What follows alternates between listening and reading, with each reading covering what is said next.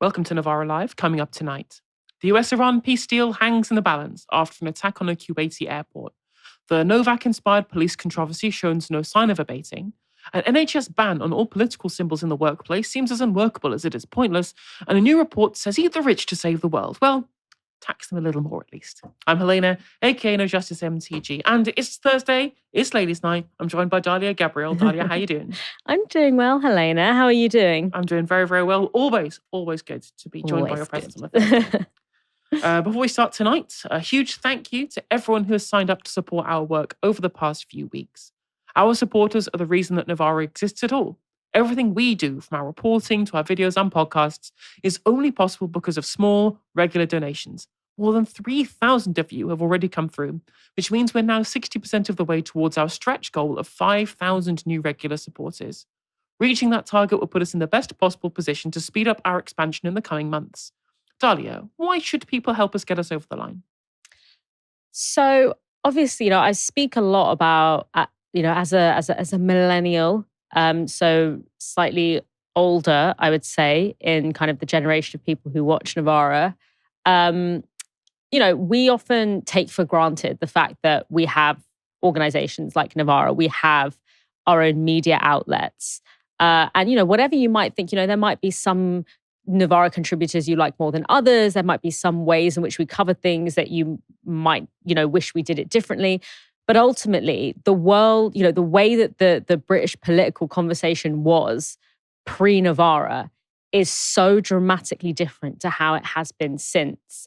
And the only way that we have been able to maintain this infrastructure, to keep it sustainable, to keep it going, to grow it, has been because we don't rely on big funding. We don't rely on the whims of individuals, even if those individuals, are very well intentioned. There's a lot of rich people who want to kind of like fund progressive ideas.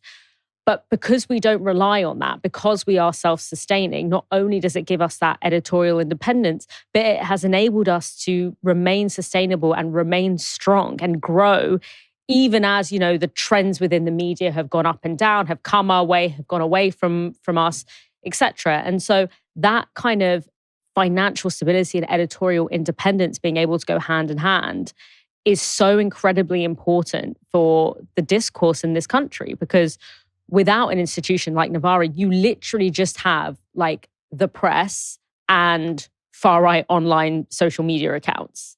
And so it's so important that, we continue to have that ability to remain independent and to rely on to have our financial stability tied to, a mass of people rather than just like the whims of a couple of individuals. Exactly. The best thing about us is that the only people, the only vested interest we have are the people who support us, rather than individuals, billionaires, whoever it might be.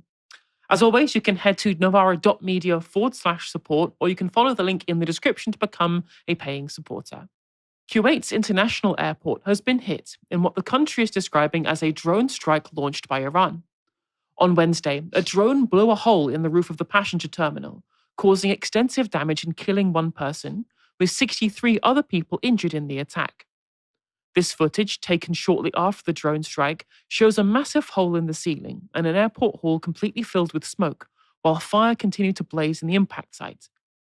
Later footage, taken after the fires have been extinguished, gives clearer sense of the damage, with the airport's domed roof almost completely destroyed. Iran's Islamic Revolutionary Guard initially claimed responsibility for the attack, saying it was carried out in response to a US attack on a tanker and a communications tower on the country's Qashm Island near the Strait of Hormuz. Later, the IRGC denied responsibility, with a spokesperson saying this: "Our investigation and review into the Kuwait passenger terminal attack shows that the IRGC Air Force did not fire any shots at this target. The destruction of the Kuwait airport passenger terminal was caused by an error in the American Patriot systems, which landed on the terminal after failing to intercept Iranian missiles." Now, here in Novara, we're not so sure about that. Now, if you look here, on the left is a Patriot missile, and on the right is an Iranian Shahed drone. They're quite different shapes. If we slow that strike footage down, the projectile looks a lot more like a triangle than like a cylinder. At any rate, Kuwait has called the attack, quote, an act of criminal Iranian aggression. It also denied that the United States was using Kuwaiti airspace, although Kuwait does house several US bases, a fact that Iran has long criticized. This latest escalation will threaten the United States-Iran ceasefire, which has held somewhat shakily since early April, and which has been plagued by tit-for-tat strikes between the two countries since the weekend. It was also over the weekend that a 60-day ceasefire deal failed to be finalized, with Iran reportedly pulling out of the negotiations on Monday over Israel's further invasion of Lebanon. Following reported pressure from US President Donald Trump, Israel and Lebanon agreed on Wednesday to implement a ceasefire if Hezbollah stopped their attacks on Israeli positions in southern Lebanon and northern Israel. Today, Hezbollah has responded. In a strongly worded statement, the group rejected the ceasefire, calling Lebanon's negotiations with Israel, quote, humiliating and futile, and asserting that broad segments of the Lebanese people rejected it. Israel, which now occupies a fifth of Lebanese territory, continued strikes in the country today, hitting targets in southern Lebanon as well as a car close to Beirut. This is all bad news for US President Donald Trump, who is under pressure to end his illegal war on Iran, which has caused rising petrol prices and alienated a base who voted for no more foreign wars. On Wednesday, the US House of Representatives added to his woes by rebuking the president and voting to halt the war. The vote was to adopt a war powers resolution, which requires that Trump either stop the war or seek further congressional approval for the conflict. It's of course largely symbolic, with the president having broad constitutional powers to conduct the military, but the rebuke was achieved after 4 Republicans crossed the floor to join the Democrats. And Trump, he wasn't happy about it, posting this on Truth Social. Yesterday, in a meaningless vote, the House voted 4 bad Republicans and all of the Democrats to limit my war powers right in the middle of my final negotiations to end the war with the Islamic Republic of Iran. Who would do such an unpatriotic thing? They know where the negotiations stand. The Democrats are fueled by Trump derangement syndrome. They would rather have our country fail and give me another of my many, many victories. The 4 Republicans, that's a whole other story. They're grandstanders. They should be ashamed of themselves. MAGA. President Donald J. Trump. Dalia, what did you make of the developments over the last few days? Yeah, I mean, I think that it's looking at politically how this will unfold in the US, looking at Trump's responses, especially with Republicans crossing the floor. You know, why might some Republicans be doing that right now?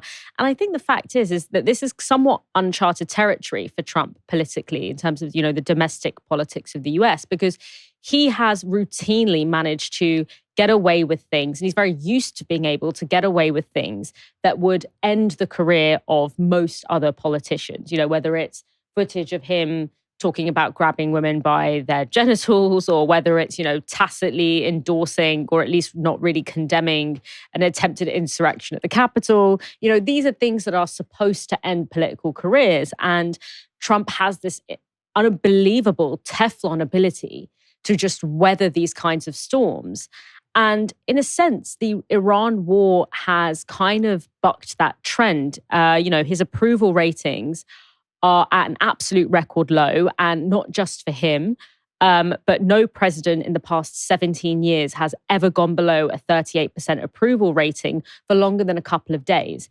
And Trump's approval ratings have been below 38% for several months now. And it almost perfectly coincides with the beginning of the aggression against Iran. And so not only, I mean, there's a contingent of MAGA that are literally, you know, as long as Trump is doing it, they support it. You know, they literally believe he's the second coming of Christ and that he can do no wrong. But outside of that contingent, which luckily, you know, I hope at least is somewhat small, beyond that, there is that contingency of MAGA who genuinely did want to see no foreign wars. And genuinely, that was a really important part of Trump's offering to them. It was one of the very few concrete ones. It was no more foreign wars and bring back manufacturing. Now, bringing back manufacturing has not happened because it's basically impossible in the current global economy. It would basically require like completely reversing global capitalism. So, you know, the no more foreign wars was the other kind of concrete marker of whether Trump keeps his promises to his base. And so the violation of that has been something that a lot of his base are not particularly happy with. And we've seen it in the kind of splitting of, you know, the influence, the kind of MAGA influencers, and how they're sort of having this staged fight about it. And that is ricocheting down into the base. And then more broadly, you have obviously the economic impacts. You have the economic impact of rising fuel prices, the knock-on effects that has all throughout the economy.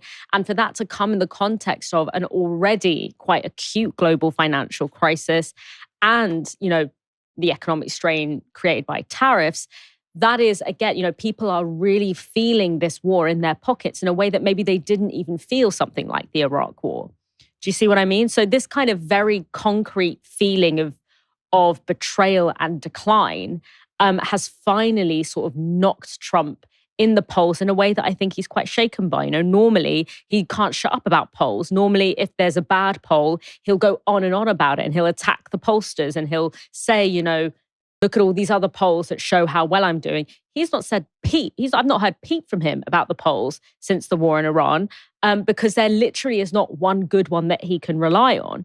And so I somewhat wonder if Trump is feeling a bit of buyer's remorse around following Netanyahu's lead here. I think at the time, it just felt completely unfathomable to him that the combined might of the US, of Israel, of all of their allies in the region, Kuwait, the Gulf, etc., that with that combined, infrastructural, logistical, and military power, that they would not be able to easily crush a regime that is crippled by economic sanctions, that is pretty unpopular within its own country, amongst its own people, and, is isolated on the global stage. I think it was really unfathomable to him that it wouldn't be very easy to defeat them because he sees things in these very simplistic terms.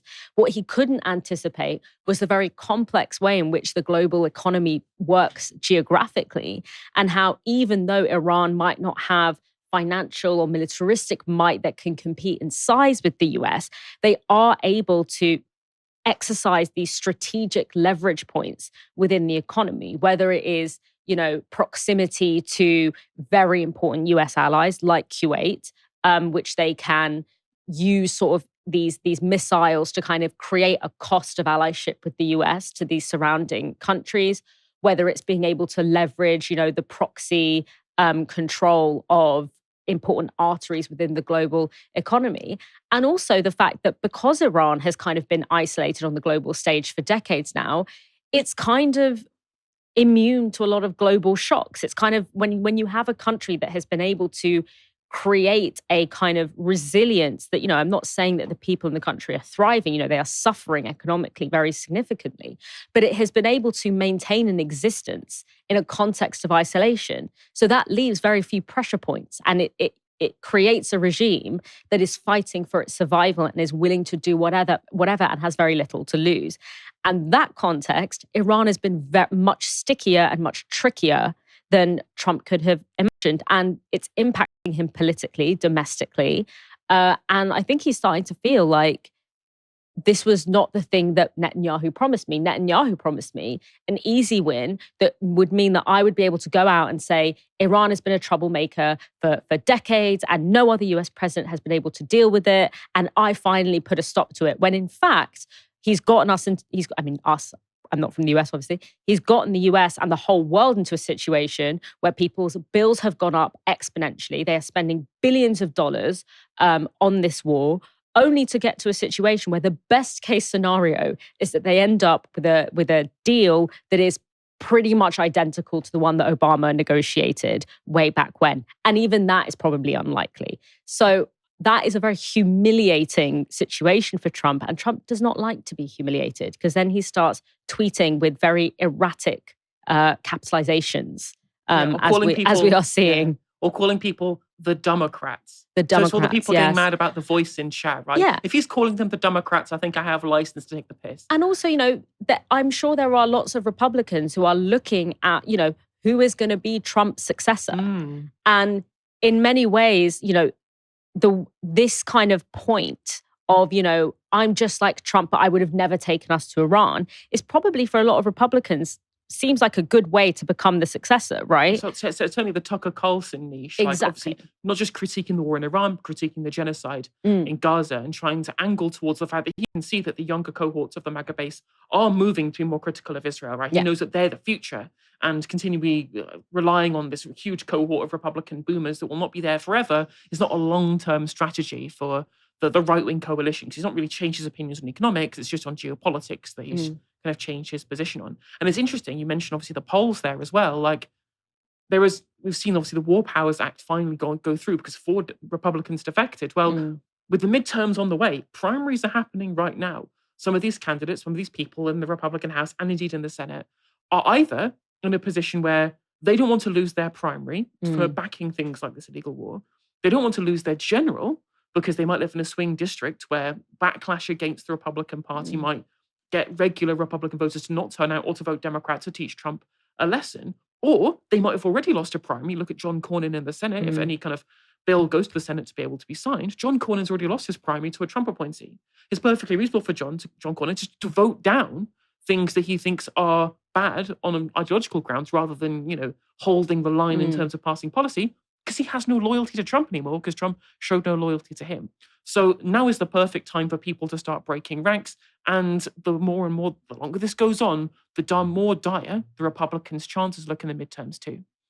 Yeah, absolutely. And as I said, it's somewhat uncharted territory, because I don't think that Trump has been in a pickle like this with his own base for this length of time. He's used to the Democrats or to liberals or to, other people sort of, he kind of thrives off them hating him, and he sort of thrives off this idea of like, the media hates me, the Democrat hates me, like blah, blah, blah.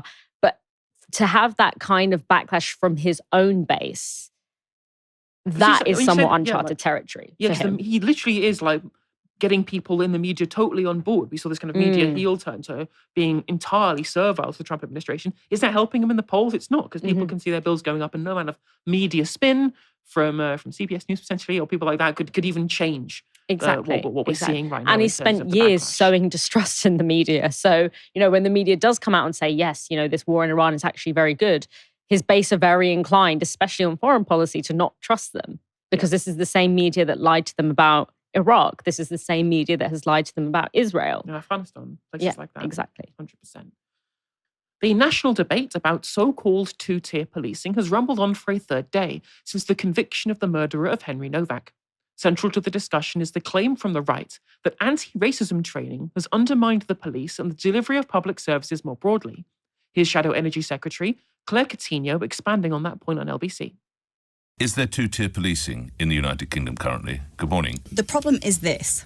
Racism has been weaponised in our public services. Our public services have been taught that the worst thing that can happen is racism. That is not the worst thing that can happen. Murder is worse. Child abuse is worse. Serious public harm is worse. And what they are being taught to do is prioritise being seen to be anti-racist rather than protecting the public from harm. And we saw that in the case of the Southport killer. We saw that in the case of the Nottingham killer, where someone was not institutionalised because they were afraid of being racist. We saw that in the case of the Manchester bomber, where he was not stopped because someone was afraid of being called racist. So it has to end, and we have to make sure that we can change these things so that the public can be properly protected. These concerns have been echoed by a minority contingent of Hampshire police, with this reported by The Times. Officers from Force Behind Henry Novak arrest pressured by diversity course. The Star survey found 1 in 7 felt controlled to feel certain ways by mandatory training, as a minister admits equality guidance is, quote, slightly clumsy. Now, when it comes to Claire Coutinho's comments there, like, first of all, when it comes to the Manchester Arena bombing, and she says someone said that they thought that they were going to be deemed as racist if they stopped this person. This was a private person working for Showtech. This was a privately contracted security guard. That's not somebody in the public sector receiving anti-racism guidance, right? Like, that's not the same thing as the quote kind of DEI thing that they're talking about, the Americanized term in that case. So I don't really buy that argument. When it comes to the Southport killer, what we saw there was total institutional failure. Given this guy had been reported many, many times, he'd clearly been researching all manner of kind of violent acts and stuff like that online. It was clearly had been a problem that should have been recognised by social services and the broader institutional state to recognise this. And it was a failure in terms of funding and in terms of ability to respond to this, rather than people fearing being called racist. And what's interesting is it's a really, really good foil when people do accuse these institutions, like the police, like social services, of institutional failure. It's a really, really easy cop-out clause, right? To claim that we haven't failed, we have been failed. We have been failed by political interference in our institution rather than the institution itself failing.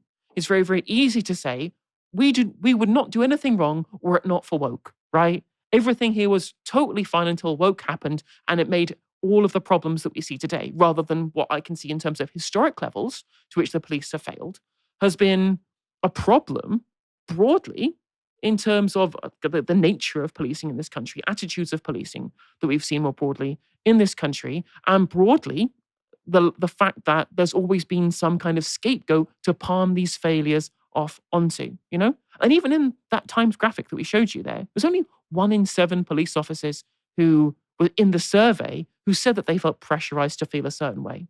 And that's not exactly anything close to a plurality, let alone a majority, right?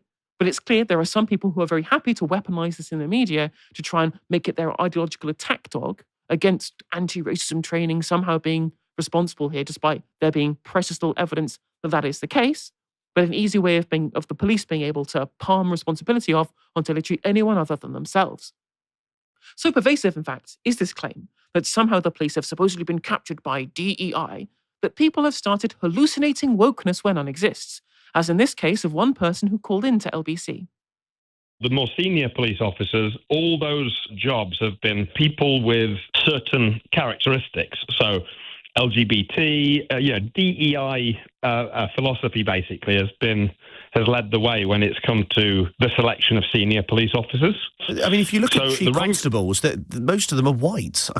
It's hard to think of many non-white chief constables. I think that may or may not be true, but I think if you looked at how many lesbians there are, for example, it would be massively disproportionate I would just say go look at the UK chief constables and tell me how many of them are white lesbians, and then tell me what the proportion is amongst the UK like 1 or 2? population. There are no lesbian chief constables currently serving in the UK. Well, that is just simply not true. Look at the Chief Constable of Derbyshire. Simon Blatley. I mean, I don't think he's a lesbian woman. He doesn't sound like one to me. No. He may be new. Who was there. In the state that my information one is slightly out of lesbian date. chief constable doesn't point to a massive DEI agenda. There is a huge DEI agenda within the UK police. Right. If you speak to actual police officers, which you previously said there were. Basically, I'm not in front of a computer, but in the senior echelons of the UK police, in the senior echelons of the UK police, there's a huge, and I'm not saying I'm against it. I'm just saying. How many chief constables do you think there are in the UK? I don't know. 0. Okay. Yeah, but DEI's gone mad, hasn't it? See what I mean? They've been told this narrative about the preponderance of equality and diversity and equity and inclusion, et cetera, throughout all areas of our society. In fact, Reform have made it the thing that they're going to be able to save all this money in local authorities by cutting DEI. Again, DEI is the American term. You should have equality training in this country. But of course, it's all Yankified discourse where, to be fair, I think there is a lot more of this polarization than you get in this country. When you look, for example, at the Equality Act, explicitly rules out things like positive discrimination and indeed racism against white people. That's how our legislation works in this country. You can't actually, it's not legal to hire somebody purely on the grounds of some immutable characteristic should there be a more qualified person there available. That's actually illegal under the Equality Act, which is why these hallucinations only come from received wisdom from political rhetoric, from political actors and the media and the way in which stories are reported, and indeed anecdotal evidence that they see rather than actual data that has allowed them to come to this position where they just believe things that aren't true, where they can hallucinate all of these lesbian chief constables that don't exist. Dalia, what do you make of the reactions there that we saw from Claire Coutinho and indeed that caller at LBC? Police officers who are making these claims are weaponizing a political culture in order to evade accountability for what happens under their watch, for what happens in modern policing, and it is cowardly and it is very cynical. This idea that there is somehow two-tier policing that is steeped in anti-white discrimination is so... I find it really difficult to understand how reality can be so completely inverted and widely believed. Because if it is true that there is two-tier policing where the police are so afraid to be seen as racist that they basically don't police people of color in this country, I need you to explain to me, therefore, why every single piece of research demonstrates that at every point of interaction with the criminal justice system, from arresting to charge to prosecution to conviction to sentencing, people of color, including South Asian people, but particularly Black people, are treated far more harshly than their white counterparts. That is just simply a fact, okay? With the data and the evidence that we have, as far as we can make an evidence-based claim, it is the case that Black and brown people are more heavily policed than their white counterparts in this country, right? Our prisons, the prison population, the proportion of our prison population that are Black is 12%. The proportion of this country's population that is Black is 2 to 3%. So we have a significantly higher proportion of Black people in prison than white people, right? And so obviously, the subtext, right, to the far right, what the far right want to say is not that that is a product of institutional racism, but that is a product of some inherent features of Black people that make them inherently more prone to criminal activity. Because when you're saying, okay, I can see that in prison there are, you are X number of times more likely to end up in prison if you're a Black person than if you're a white person, but there's a two-tier policing system that actively discriminates against white people, then what you're saying is that there should be more Black people in prison because you believe that there's something inherently criminal about Black people and people of color. And so we can put aside this idea that there is inherent anti-white discrimination in policing, or that there is anything to do with modern policing that means that they are afraid to harshly police Black and brown people. When you look at actually what sort of DEI training in the police force looks like, more often than not, what it looks like is understanding how different communities will experience crimes differently. So for example, if someone's walking down the street and they are, visibly Jewish or visibly Muslim, and you throw a piece of bacon at them and yell something at them, that takes on a different tone, right? Than if you are, if there's someone who doesn't look visibly Muslim or Jewish, they may be, but they don't visibly look Muslim or Jewish. They're not wearing hijab, they're not wearing, a yarmulke. Then it's not, hate would not necessarily be taken in as a motivating factor, right? So that's what we mean when we talk about DEI training in policing. DEI training in policing is not saying that if someone is being accused of a racial assault on another person or accused of being racist to another person, then you should restrain them and not believe them if they say that they've been stabbed or they're in pain. That is not what DEI training is about.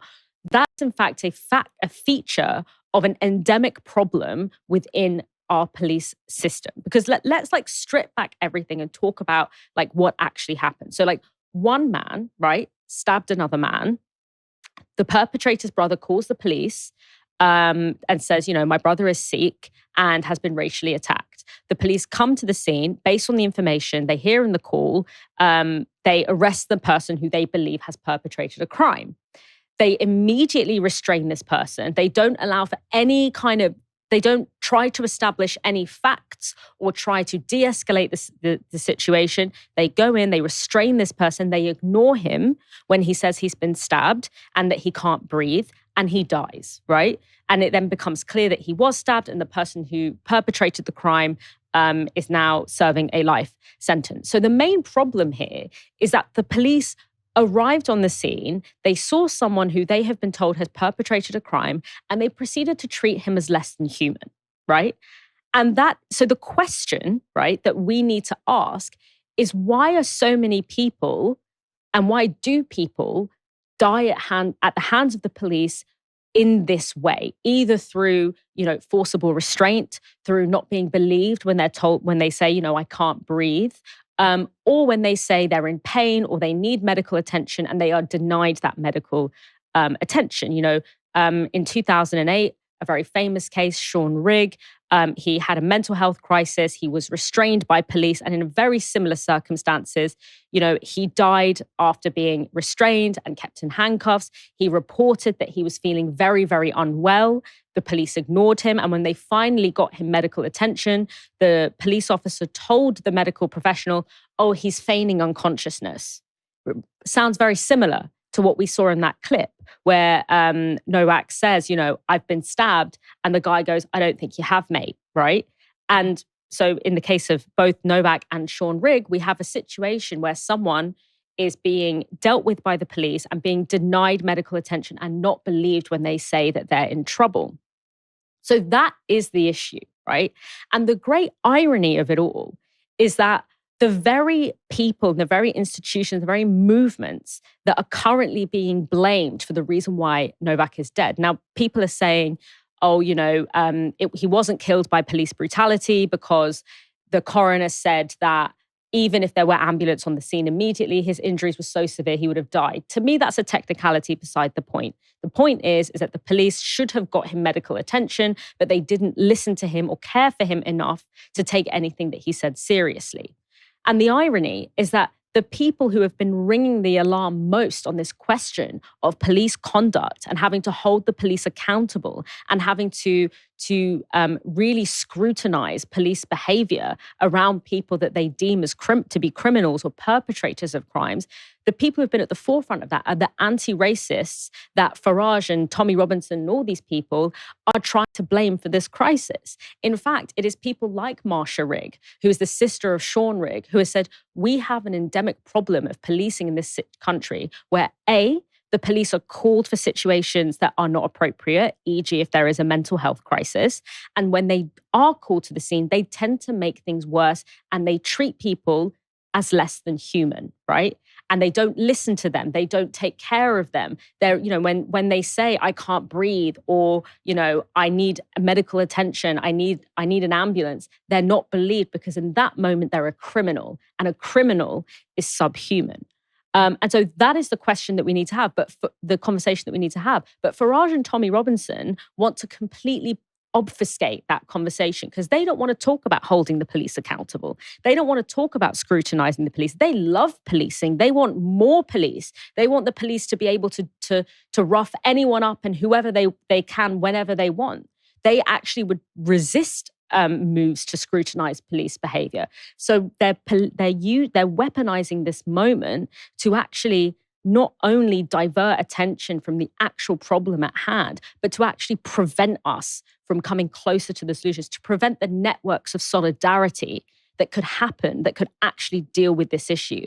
Because the people who have actually built the infrastructures of accountability and who have learned how to heal in the wake of a loved one being killed following contact with the police are anti-racist organizations who have been focusing on the issue of police brutality in this country for decades now. Those are the natural allies of people who are concerned about what has happened in that video, not Tommy Robinson, who wants police to be, allowed to run free with absolutely no accountability. So, it's this complete inversion of reality that when we should be having a conversation about why are people dying following interactions with the police? Why do the police think it's okay to say that someone is faking illness or is faking unconsciousness when in fact they are dead or dying? And why then are they let off the hook as a result of that? That conversation is being completely obfuscated by this ridiculous idea that there is institutional racism against white people by the police, despite the fact that you cannot find a statistic that suggests that white people are disproportionately represented in the criminal justice system. And that's the thing, right? You made a really, really, really important point, a really cogent point about these people's attitudes to the police as an institution, right? Yeah. Again, going back to what I said before about the idea that the police cannot fail, they can only be failed. They are totally sold on the institution of policing in this country and believe that it is being undermined by ulterior forces from outside rather than it being a problem of policing as such, right? Again, the left, we talked about Ian Tomlinson, we talked about Blair Peach, Alfie Meadows, spy cops, all of that kind of stuff. We're the ones holding police accountable. But in their minds, the police's role, as all conservatives has believed the police's role and the criminal justice system's role to be a system which will protect but not bind the in-group, and bind but not protect the out-group. And anything that's perceived to be an inversion of that is breaking what they believe the constitution of policing to be. And that's where this problem comes from, rather than it being what it should be, which is an institution that is there to be able to generate positive utility in terms of the way in which we conduct our society, which is what is being undermined here. And there's another point I want to make there here as well, which is that in this case, I really cannot see the justification for why they even think that race was a motivating factor in terms of the treatment of Henry Novak, right? Because they're responding, as far as I'm aware, to a dispatch specifically saying you are there to respond to a racist incident, which is, of course, a crime. Racial incidents are indeed a crime, and they're hence why they were treating him like one. And again, that's a failure of policing. If they had two separate dispatches, they're responding to two calls, they had been told there is a stabbing and a racial incident, maybe someone might have a point. Maybe if IPCO find out that they totally ignored the idea that they'd already been told previously that there was a stabbing, they should be investigated. So don't care about that. Let's talk about the racism instead. Maybe you could say that they weren't Which would prioritizing never happen. Well, exactly. The idea that would happen is properly ludicrous in my mind. But again, there has to be a justification in their mind as to why there were negative policing outcomes for the in-group. But again, not just in this case, there were many, many, many cases where indeed white people have been outside of protection that they should be given by the police. And under the police's own guidelines, they have already failed. Like the policing guidelines currently say you're supposed to be able to separate people. There was a former superintendent on Matt Allright's show the other day points out you separate these people, you establish the facts, you check for care beforehand, especially in an interaction where they weren't actually at each other's throats at the time the police had arrived. Perfect time and opportunity to be able to assess the situation before immediately condemning somebody to be a criminal. That basic level of policing, which is already as part of their guidelines, had been failed. And no amount of changes in terms of what the anti-racism stuff that they were saying had impacted would change the nature to which that they should have adhered to that guidance. And everyone who's looked at this instance, who's been spoken to by newspapers, by experts, etc., have said that the police failed in this case. Now, when it comes, of course, as we mentioned before, about how we look at the data, the reality is, of course, that there has always been two-tier policing in this country, and it's not white people who get the sharp end of the stick. Pretty much every review into police bias, from the Macpherson Review to the Casey Review, has only ever come to one conclusion in regards to racial bias in policing, and it's that ethnic minorities consistently get treated worse by the police. The evidence for this is overwhelming and is backed up by statistics and studies, when the counter-argument provided for the claims that two-tier policing negatively affects white people has almost always involved the invocation of anecdotes rather than hard data. Here's Sky News breaking down the facts with Professor Clifford Stott of Keele University. So if we were to seek evidence for this phenomenon, what would that evidence look like? Where would we need to be looking at the data to see that two-tier policing isn't just a political buzz phrase? Well, we have to look in particular beyond individual interactions. We can't draw from an analysis of that one episode how the police relate to the communities as a whole. So the argument about two-tier policing is that somehow there are disparities where white people are being treated differentially from ethnic minorities. Now, that is true, but it's ethnic minorities that actually receive more policing, more use of force, more use of taser, more likely to die in custody, more likely to be subjected to prosecution than white people. So I'm not saying that there aren't inequalities. It's not that certain elements of our community, certain parts of our community do receive differential forms of policing.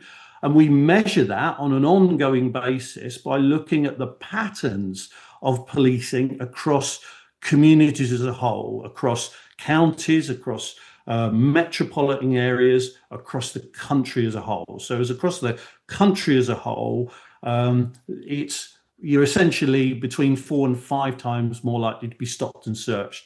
If you're black, you're more or less the same, more likely to be subjected to the use of taser if you're black than if you're white. So absolutely, when we look at the data and the evidence, it talks to us about policing inequalities, but they absolutely are not about how white people experience forms of policing that are exposing them less so than minority populations.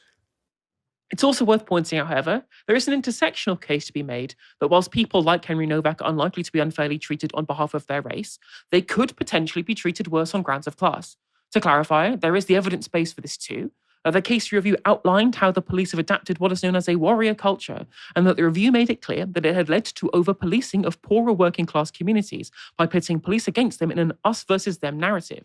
There's also this study from 2022, which studied the prevalence of stop and search in London, for example, and then stratified it by levels of economic inequality, whilst controlling for crime rates and ethnicity.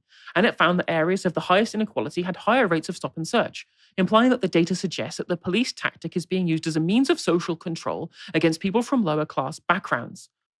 We've talked beforehand, Dalia, about the level to which the data shows that its ethnic minorities are overwhelmingly got worse outcomes in terms of policing in this country. What do you make of the kind of class argument here as well?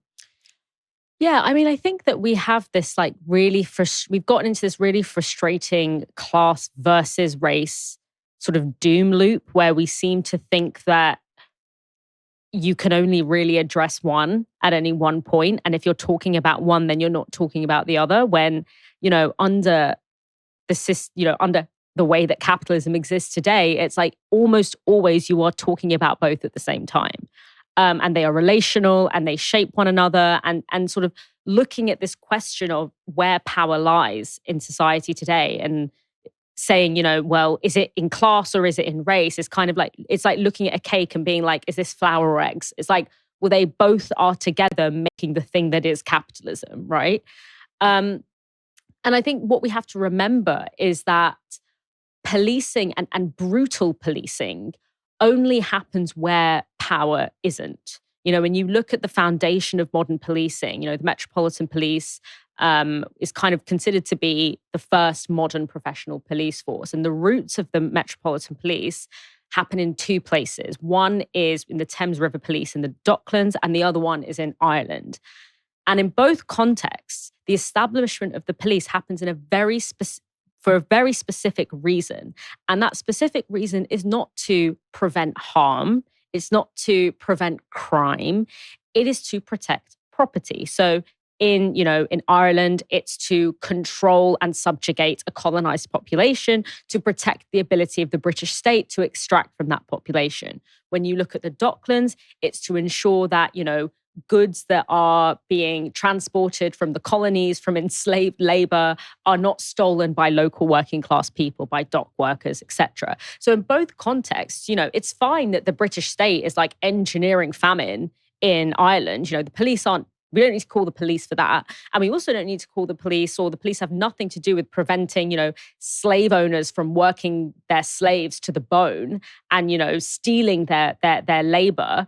But what we need the police for is to protect property from loss and also contain the environment through which those two incredibly harmful, incredibly destructive systems can continue to happen. And so that is why we never see policing, brutal policing especially, happening in places where there's a lot of wealth and a lot of power. We see it happening in communities that need to be contained and need to be controlled, and not just in this kind of direct way where it's like, we need the police to prevent political dissension or whatever.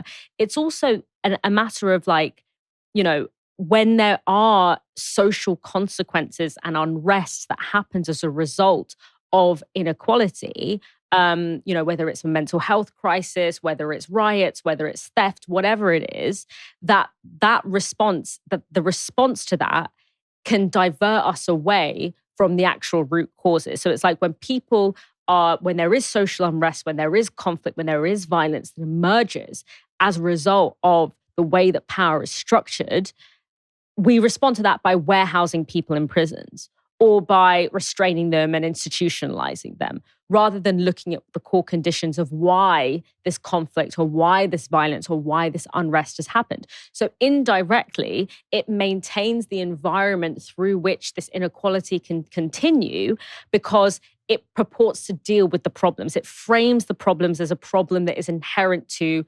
criminality and people being criminals, rather than people arrive at certain circumstances because we live in a very unequal society that is was also a very traumatizing society. And within that, working class people, racialized people, categories that overlap almost very consistently, experience the brute force, the brute force of that. And where the stereotypes and the culture and the language come in is in the way that certain communities are written off as inherently violent or inherently less worthy than others. So we see this, for example, in Hillsborough, where you see this kind of like massive police neglect of a very acute, dangerous situation. And afterwards, we see the dehumanizing language and stereotyping language being used to explain away why all these people died at a football match, you know? Whereas, so I think we have to understand that class and race are together things that define and mark human value. And they do it together, and they do it in a way that is very difficult to pass out.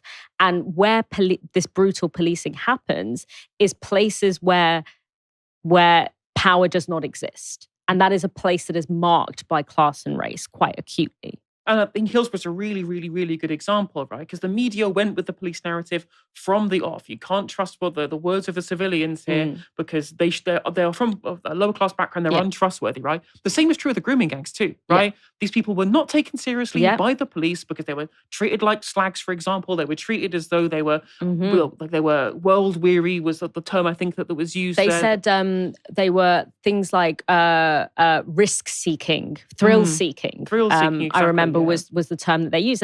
And the great irony, again, of it is that the far right will take things that are genuine problems. For example, police brutality and the way that police respond to conflict and the way that police are deployed to deal with social problems, or the systematic misogyny and class prejudice, and not just class prejudice, but like genuinely just like the class fact of not having resources, and how that shapes the interaction of women who experience and girls who experience sexual violence with the police.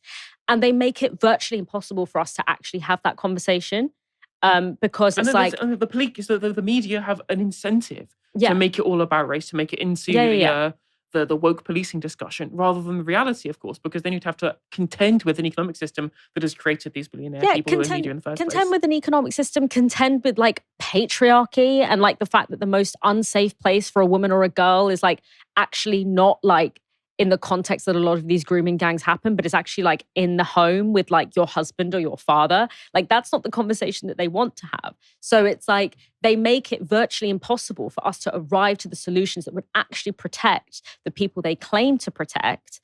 And that makes us all less safe because we're not getting to a situation where, for example, you know, the phrase defund the police is often used as an example of like insane wokery. But I think it would be quite nice actually, if like if we rethought how we deal with social conflict away from policing. An example is, you know, I was walking on a bridge like a few weeks ago actually, and it was very dark, and I saw this man, and he was like very clearly agitated. He looked like he could have been on some kind of substance, or he just looked very, very distressed. And he was walking in a way that I was like, and he kept kind of like peering over the bridge.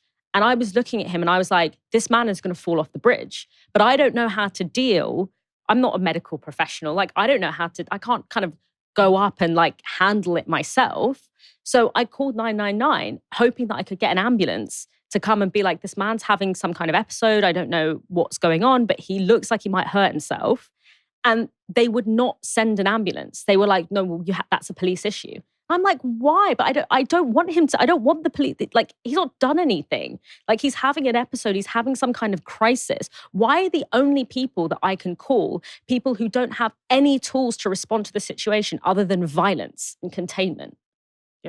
Totally agree. And so defunding the police is about routing resources away from always having the response to social unrest being violence and containment, and towards actual care, which in the vast majority of cases is what people actually need.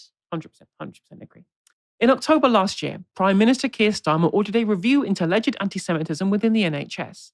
This was after a handful of high-profile accusations of anti-Semitism were made against NHS staff, which the government claimed drew stark attention to problems of culture and the regulation in the health system. The final report has now been published, and its author, the government's independent advisor on anti-Semitism, John Mann, started by addressing the evidence base for the review, referencing a report he co-authored for the Board of Deputies alongside former Tory MP Penny Mordaunt. The Commission on Anti-Semitism stated that they had identified a specific unaddressed issue of anti-Semitism in the NHS, although I couldn't find any published evidence for this claim in the report. Nevertheless, the review covered not just anti-Semitism, but all forms of racism, and the government has been given 7 recommendations. Holding trusts accountable through the publication of a new NHS staff standard focused on tackling racism, setting minimum expectations for how organisations must prevent, respond to, and learn from incidents of racism. Mandatory anti-racism training, specifically including anti-Semitism, for the chairs and chief executives of all NHS provider trusts within 6 months. Updating mandatory training on equality, diversity, and human rights, accessed by 1.5 million staff, to include quality-assured content on anti-Semitism and anti-Muslim hostility. NHS adopting the 7 anti-racism principles of the NHS Race and Health Observatory and encouraging all NHS organisations to do so. Clear national guidance on uniform and NHS-issued equipment to ensure patients can access care with confidence, free from any perception of bias, and how trusts should respond to racist behaviour from the public. And setting out a single set of national guidance for employers, clearly defining employers' responsibilities and tackling discrimination incidents, and providing guidance and examples of the types of incidents that may require a regulatory referral. What surprised me is that a lot of these recommendations are things that I assumed the NHS already did, having an anti-racism strategy and mandatory anti-racism training for staff, something I don't think anyone here would object to. There was one recommendation, though, that the NHS has been put under scrutiny for, however, and it's around the national guidance on uniform. Here is the report's author, John Mann, expanding on what that meant on Sky News this morning. Including, for example, no political badges being allowed to be worn, is that right? Indeed. If I'm sat in the dentist chair and the dentist's about to drill my teeth, I don't expect the dentist to have political badges on. Even, I'm in the Labour Party, even a Labour Party badge, I might like that, but you might not like it. That's not appropriate. And so a badge that says I support Palestine, or indeed a badge that says I support Israel, I don't want my dentist to be wearing that when they're about to drill my teeth. And it's very straightforward policy, and I think that should be and will be the policy across the NHS.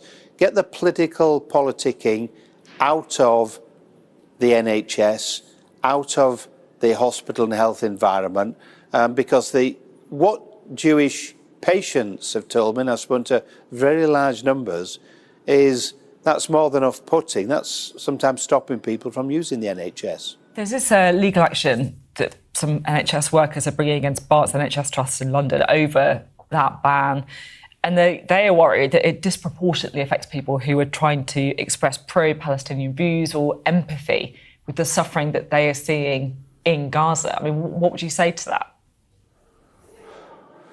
We might disproportionately impact Labour Party members if they're not wearing a Labour Party badge at work or any other political sloganing.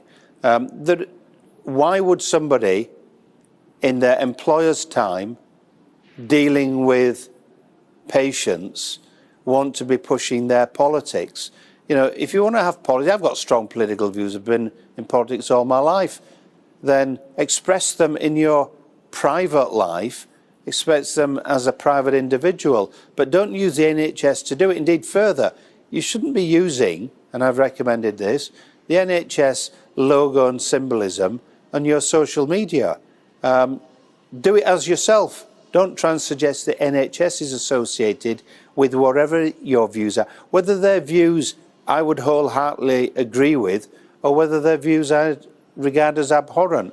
That's not inclusive. And it's not inclusive of the Jewish community or indeed any other community when you're doing that. Wow, imagine being able to get access to an NHS dentist. I should be so lucky. What is interesting there is, I can understand at least somewhat of that sentiment there, that's just kind of a blanket ban on political symbols, regardless of what it is.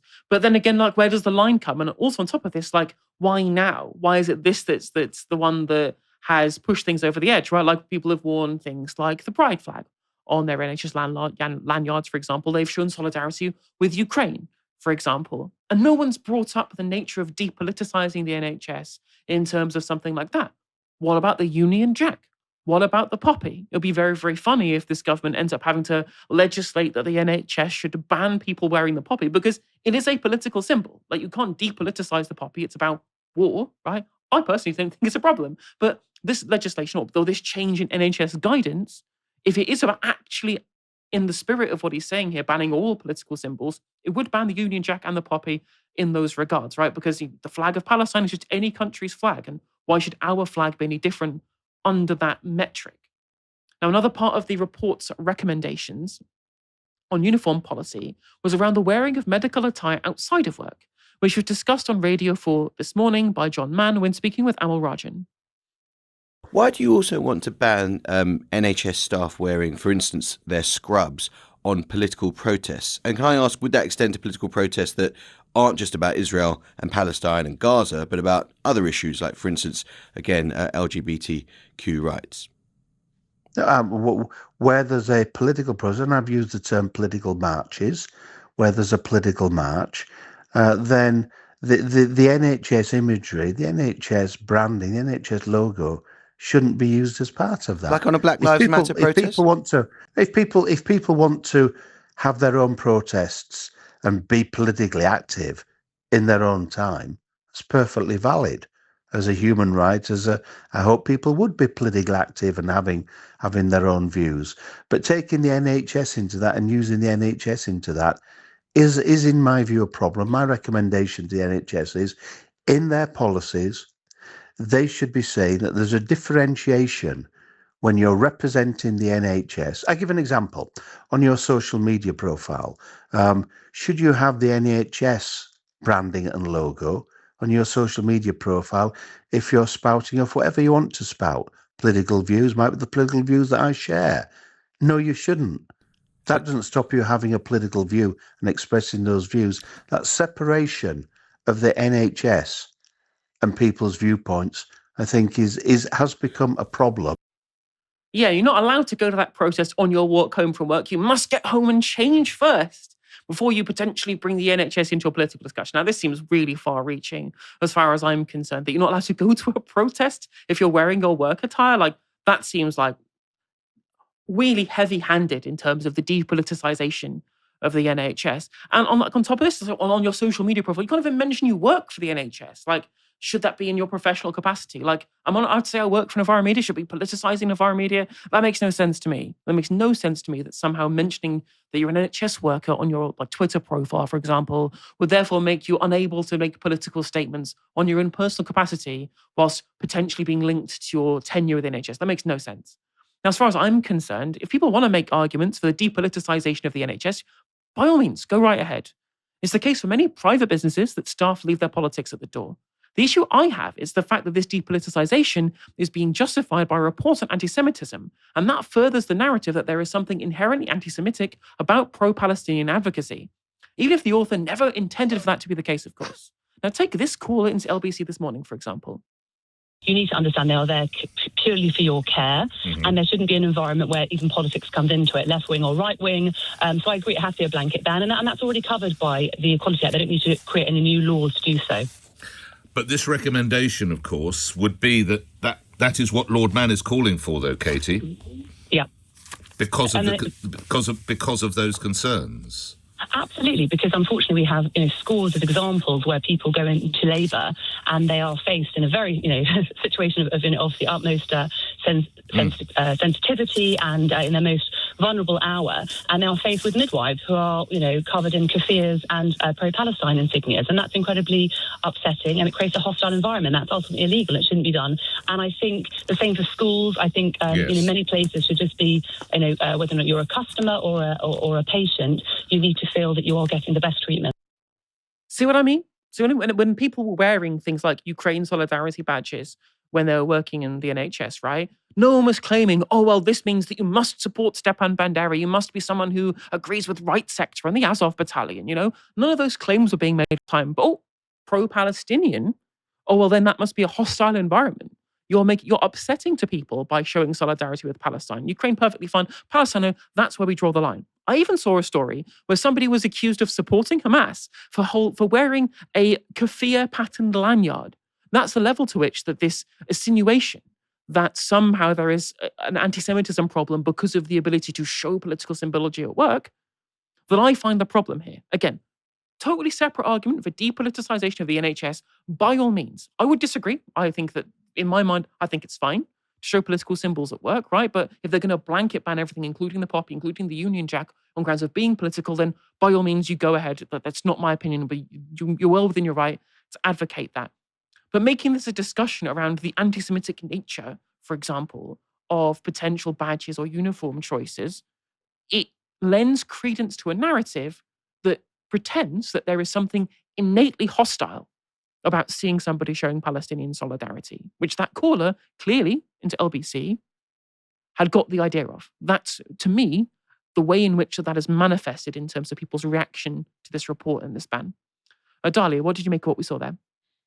Yeah, I think you're completely right in the sense that the timing of it, the context of it, it's very, very clear that this is not about, keeping politics out of the NHS. That is about keeping a specific kind of politics out of everything, out of trying to drive pro-Palestinian politics out of public life, because there is a sense that, this argument has gotten away.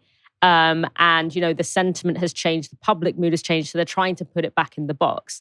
Now, when it comes to the NHS, I think, and we often say, there is this problem where it's displaying the Palestinian flag or expressing solidarity with Palestine, it's very, very problematic to equivocate that with anti-Semitism. And that not only makes Palestinians less safe and stigmatizes Palestinians, but it makes Jewish people less safe as well. I would say, and there's a sense of okay, well, just because you feel a certain way about this symbol does not mean that that feeling can override the reality that obviously believing in rights that Palestinians should not be subjected to a genocide is not coming from a place of bigotry.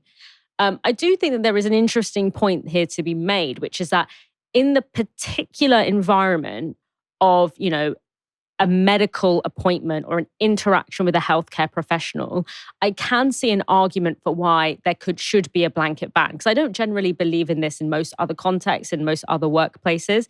But, when someone is in a healthcare setting, I can see an argument to be made for the idea that the medical professional should try to be a blank canvas. Because even if they are wearing something that makes a patient feel a certain way, and even if the way the patient feels is, something that I would say is not rooted in reality, how a patient feels in a medical setting is important to the level of medical care that they get. Because, a patient being able to be open, to be vulnerable with a medical health professional is important. So I can see an argument for why there should be a complete blanket ban on literally any kind of anything other than your scrubs, that it literally should just be you're wearing a uniform and everyone is indistinguishable from one another. The idea that outside of the workplace, wearing NHS branded things or wearing your scrubs and going on a demo should be banned, that has got nothing to do with the question of delivery of healthcare to a patient. And there are many reasons why someone who is in the NHS would want to wear their scrubs on a pro-Palestine demonstration, not least because 1,700 of their colleagues, Palestinian doctors, have been murdered in Gaza, not least because Israel has been targeting hospitals specifically. So there is a particular political reason why a healthcare professional in this country, why, the BMJ has, condemned the murdering of Palestinian doctors, is because that it is a political point. It is a political situation and a political decision that Israel has made to destroy the health infrastructure of Gaza. So it makes complete sense that healthcare workers here would want to express solidarity with that. And despite, this is a very, very cynical timing and very cynical context, and it is very much to try and stigmatize the Palestinian flag, to stigmatize things that represent solidarity with Palestine, to suggest that there's something inherently nefarious about it, which is in itself not only Islamophobic, not only anti-Palestinian racism, but is also anti-Semitic. But separately from that, I can understand an argument why there should be a blanket ban on any kind of symbols within the specific place of a healthcare setting. But let's not be delusional about where this particular intervention at this moment is coming from. What was really confusing to me as well, I was looking into the report from the Board of Deputies that was co-authored by John Mann and Penny Mordaunt there, and I could not find anything that actually showed kind of quantitatively why there was such a specific problem in the NHS. We found that there was a problem in the NHS. I'm like, more than the rest of society? In the report that John Mann made to the government that I read through, it was like, among Jewish personnel in the NHS, they have seen the instances of them being on the receiving end of racism has gone up. And I'm like, well, that's gone up across society, right? That's a wider reflection of the continued increase in levels of anti-Semitism broadly across society, which we have seen. And the rise of the far right. And indeed the rise of the far, 100%, 100%. So the idea that somehow there is an NHS-specific problem here, I have not seen this evidence at all. I think it's just, again, it seems very weird to me. It seems very strange that for some reason, the NHS has become this focal point for discussing anti-Semitism, so much so the government commissions an entire report based upon this thing that was commissioned by the BOD from 2024, I believe, where they just said, problem in the NHS. And then, as far as I can see, I mean, if someone knows where the data is and they want to provide it to me, be my guest. I'd love to see it, but I couldn't find it. And it's just, you can't draw a line from like, there has been an increase in anti-Semitism in the NHS, which I'm willing to hear. I'm open to hearing like how and why and what that looks like. But you're saying that, and then you're going straight to, I don't want to see people wearing Palestine pins on their scrubs. And it's like, so what you're saying is that a Palestinian flag is inherently anti-Semitic. So you're saying that like the existence of a place called Palestine and the existence of a people called Palestine is inherently nefarious. Yeah, again, make it make sense. Make it exactly 100%. Like, it doesn't make any sense at all to me. The world is a very unequal place, and one that appears to be heading unstoppably towards multiple crises: climate change, war, growing wealth inequality, and increasing political polarization can all seem like they're inevitable. But a new report, unveiled today at the World Inequality Forum in Paris, takes a very different view. The Global Justice Report is the work of teams of academics attached to the World Inequality Lab, co-directed by economist Thomas Piketty. And it sets out not just a vision, but a plan for how to achieve two vital goals, often thought to be at odds: economic prosperity and equality with planetary habitability. It's ambitious, not least of all because it requires cooperation on a global scale, but it's also practical, pitching concrete policies across a range of areas, including industrial strategy, diet and agriculture, wealth taxes, and working hours, and has a remarkable conclusion. Based on historical social achievements and emerging energy technologies, it argues that by the end of the century, the majority of the globe could work substantially less and earn substantially more, all while keeping global warming to 2 degrees Celsius. This is from the report. Per capita monthly national income converges to €5,000 in every country, closing a 16-fold gap. The share of the bottom half of global wealth increases from 2% to 30%, while the share of the billionaire class decreases from 6% to 0.05%. Nearly 90% of the world's population double their income while working roughly half as many hours as they do today. Warming reaches 1.8 degrees C by 2100, rather than over 4 degrees C under baseline macroeconomic and policy trends. Sounds great, right? But I can already hear you asking, how on earth do you square this circle? Well, Thomas Piketty explains.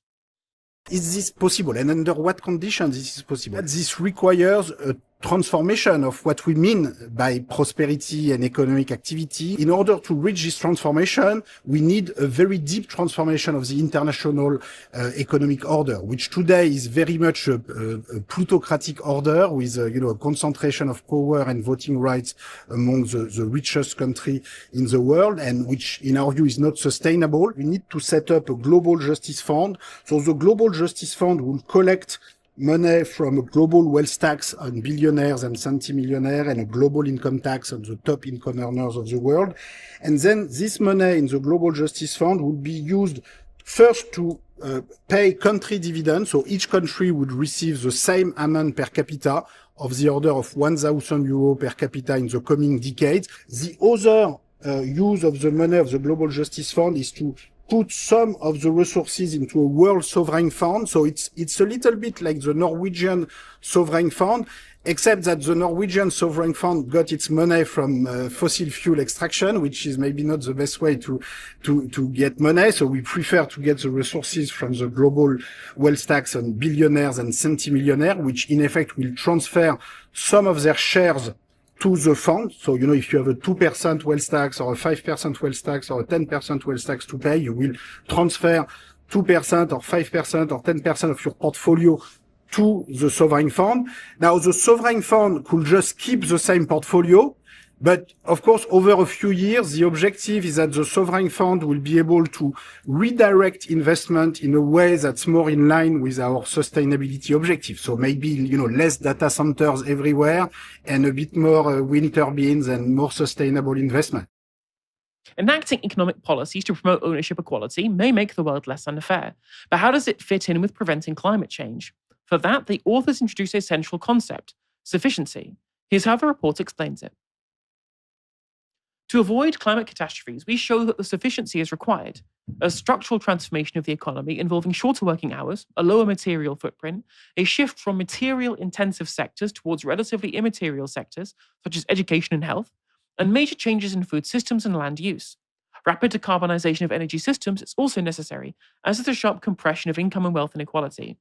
This compression is both a social justice objective and a condition for financing necessary climate investment and human capital expenditure, and for sustaining political support from the bottom and middle income classes in both the North and indeed the South. The report argues that working less is an imperative to keep climate change below 2%. In fact, we'd need to halve it from an average of 2,100 hours per year to just 1,000 hours.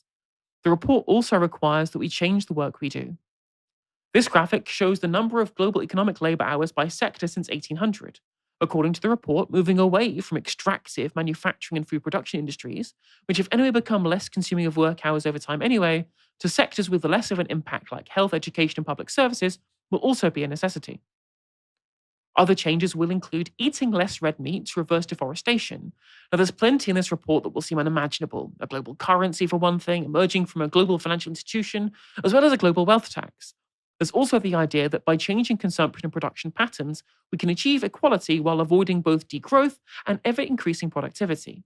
That would involve a huge psychological shift, one that, as the report points out, doesn't define happiness in purely economic terms. But for Piketty, the alternatives are all too imaginable and nightmarish. He told The Guardian this: "People realize this is simply not working. If the billionaires and the centimillionaires of the world were conducting our economy, investing the money in a way that brings us to a fantastic future with planetary habitability, rising wages and better housing conditions and health conditions for all, then everybody would be happy to give them the keys. But that's not what we see. Their new dream is to cover the entire planet with data centers. This is their economic project for the world. But everybody can see that this is just going to increase the material footprint of our economy. That is this going to make global warming even worse." The authors are clear that they don't expect governments to take up their ideas anytime soon. Rather, their aim is to show that our problems are resolvable, if there's the political will, with economic anthropologist Jason Hickel saying this about the report: "It's an important and timely intervention. All of this is technically feasible to achieve. We have good lives for all within planetary boundaries, but it will require organized political struggle to make it happen.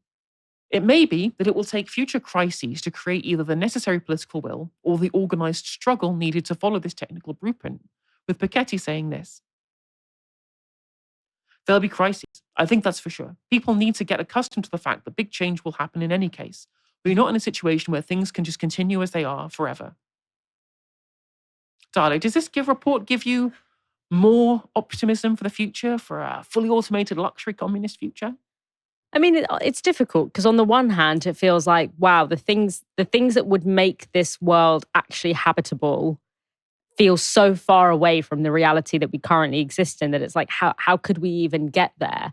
But at the same time, I'm very grateful for this report. And that's because of, this famous quote by Milton Friedman, where he says, in times of crisis or perceived crisis, the actions that are taken depend on the ideas that are lying around. And so we need to throw a couple ideas to be lying around when the inevitable crisis comes. And, obviously Milton Friedman was a core architect of neoliberalism, the economic system that we've been living under for the past, 50 years.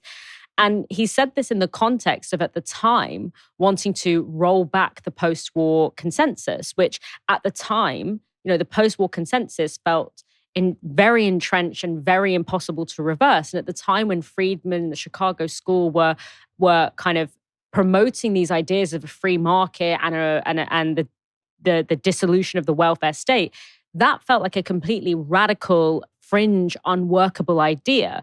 But it was during an economic crisis that honestly is going to pale in comparison to the crises that we're going to see as a result of climate breakdown.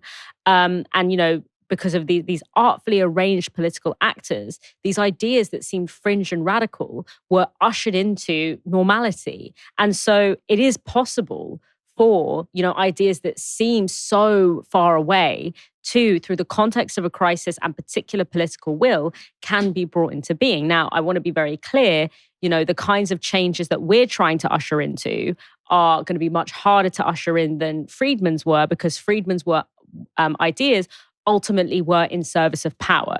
He was interested in making the wealthy more wealthy, making the powerful more powerful. It was a project of consolidating wealth and power in the hands of a very small number of already rich and powerful people.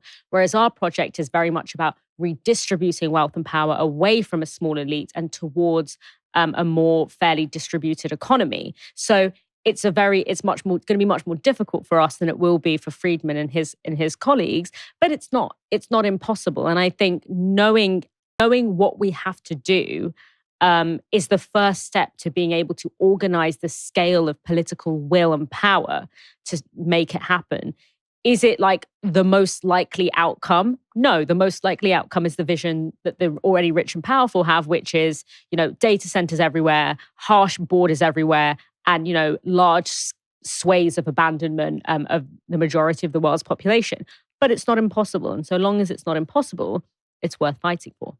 100%. The fight will never, ever stop. Just want to go to one of your comments just before we finish the show today. Thank you, Frank V, for the $4.99.